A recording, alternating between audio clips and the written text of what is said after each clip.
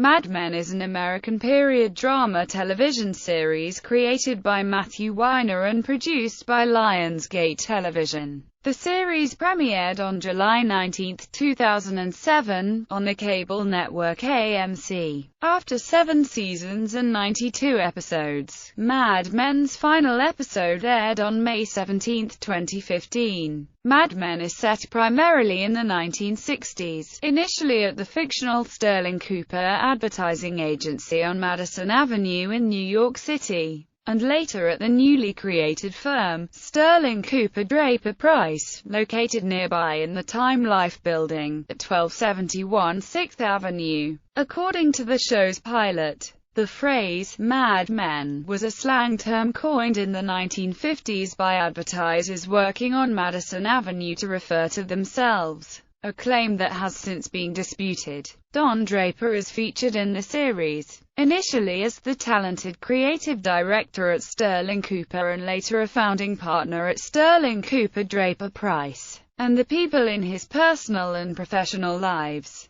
The plot focuses on the business of the agencies as well as the personal lives of the characters, regularly depicting the changing moods and social mores of the United States through the 1960s. Season 1 is set in March 1960 and moves through November 1970 by the conclusion of Season 7. Throughout its run, Mad Men received widespread critical acclaim for its writing, acting, and historical authenticity. It has won many awards, including 16 Emmys and 5 Golden Globes. The show was also the first basic cable series to receive the Emmy Award for Outstanding Drama Series, winning in each of its first 4 seasons. It is widely regarded as one of the greatest television dramas of all time. Production. Conception in 2000. While working as a staff writer for Becker, Matthew Weiner wrote the first draft as a spec script for the pilot of what would later be called Mad Men. Television producer David Chase recruited Weiner to work as a writer on his HBO series The Sopranos after reading the pilot script in 2002. "It was lively, and it had something new to say," Chase said.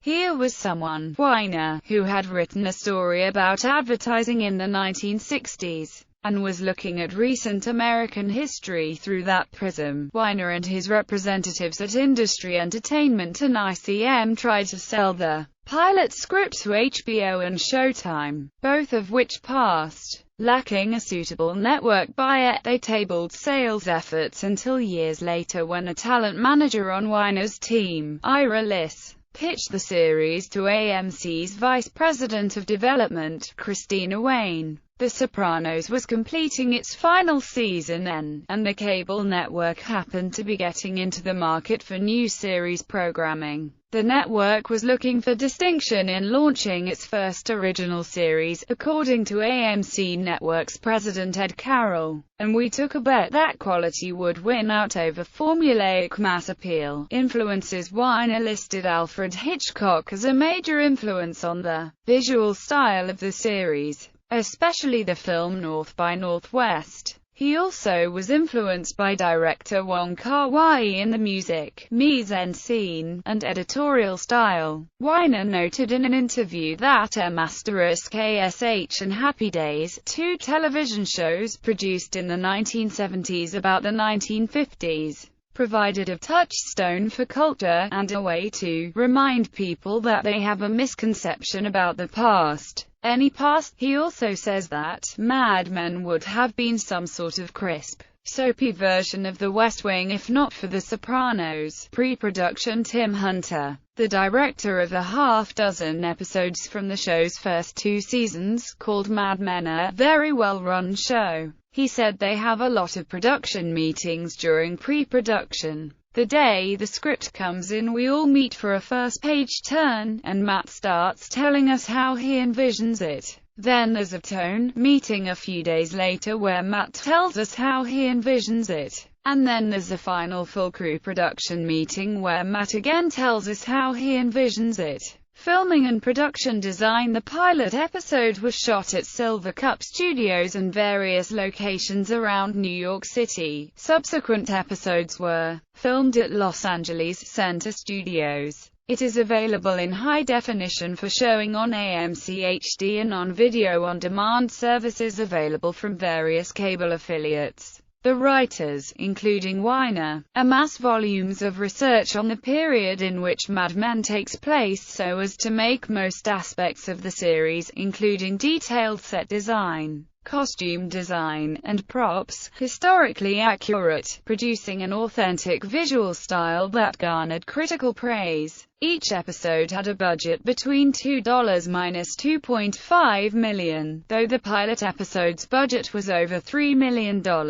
On the scenes featuring smoking, Weiner stated, "Doing this show without smoking would have been a joke. It would have been sanitary and it would have been phony." Robert Morse was cast in the role of senior partner Bertram Cooper. Morse starred in two 1967 films about amoral businessmen, A Guide for the Married Man, a source of inspiration for Weiner, and How to Succeed in Business Without Really Trying, in which Morse recreated his role from the 1961 Broadway play of the same name. Weiner collaborated with cinematographer Phil Abraham and production designers Robert Shaw and Dan Bishop to develop a visual style that was influenced more by cinema than television. Alan Taylor, a veteran director of The Sopranos, directed the pilot and also helped establish the series' visual tone. To convey an air of mystery around Don Draper, Taylor tended to shoot from behind him or would frame in him partially obscured. Many scenes set at Sterling Cooper were shot lower than eyeline to incorporate the ceilings into the composition of frame. This reflects the photography, graphic design and architecture of the period. Allen felt that neither Steadicam nor handheld camera work would be appropriate to the visual grammar of that time, and that aesthetic didn't mesh with their classic approach. Accordingly, the sets were designed to be practical for dolly work. Finances. According to a 2011 Miller to Back Plus company estimate published in Barron's, Lionsgate Entertainment received an estimated $2.71 million from AMC for each episode, a little less than the $2.84 million each episode costs to produce. In March 2011, after negotiations between the network and the series creator, AMC picked up Mad Men for a fifth season, which premiered on March 25,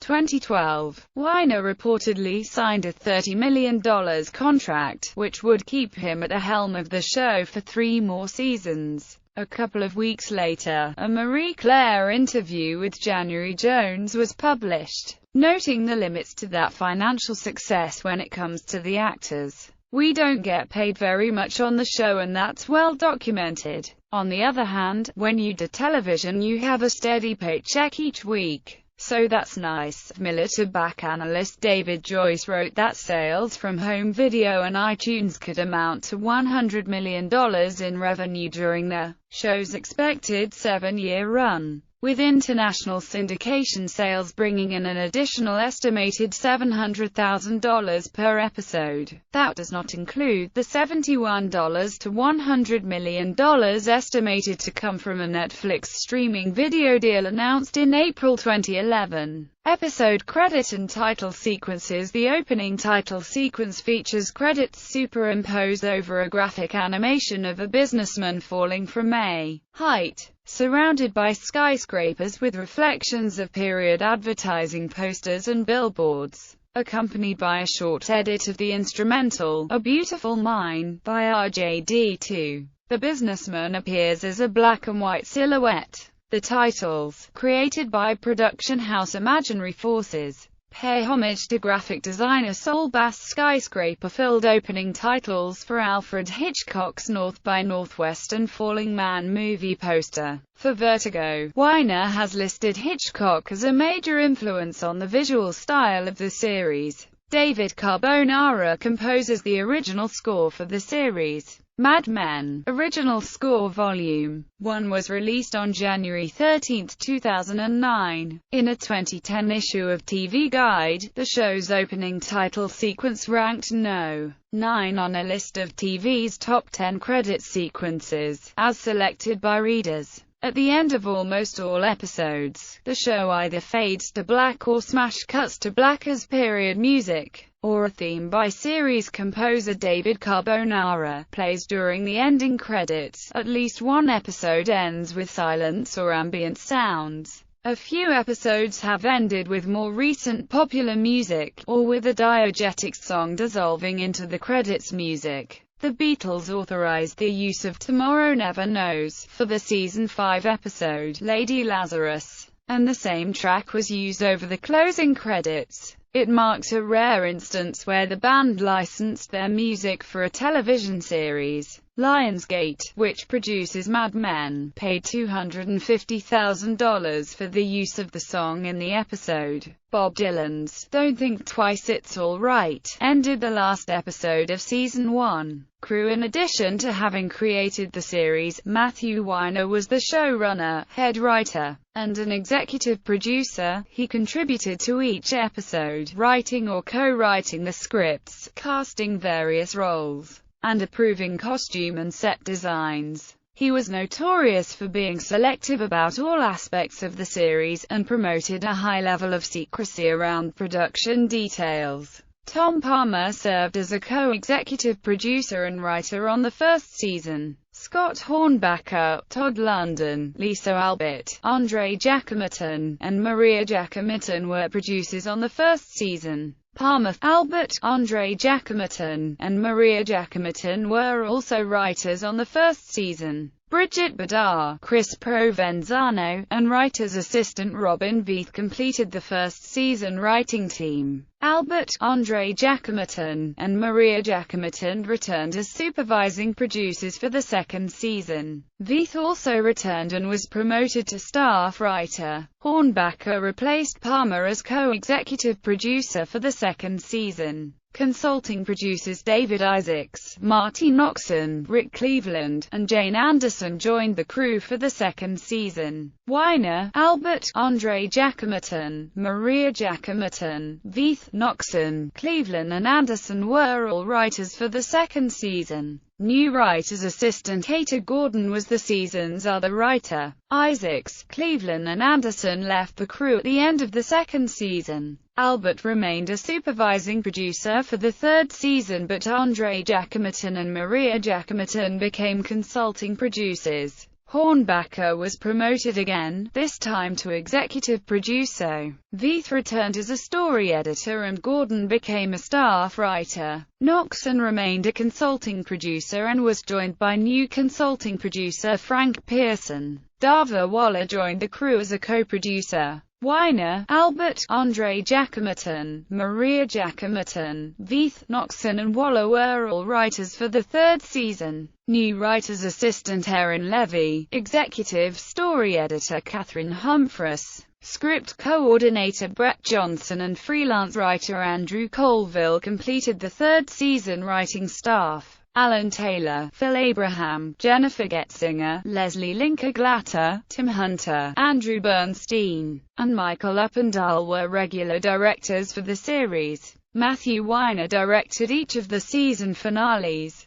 Cast members John Slattery, Jared Harris and John Hamm also directed episodes. As of the third season, 7 of the 9 writers for the show were women. In contrast to Writers Guild of America 2006 statistics that showed male writers outnumbered female writers by 2 to 1. As Maria Giacomitton noted, "We have a predominantly female writing staff, women from their early 20s to their 50s, and plenty of female department heads and directors." Show creator Matt Weiner and executive producer Scott Hornbacher hire people they believe in, based on their talent and their experience. Can you capture this world?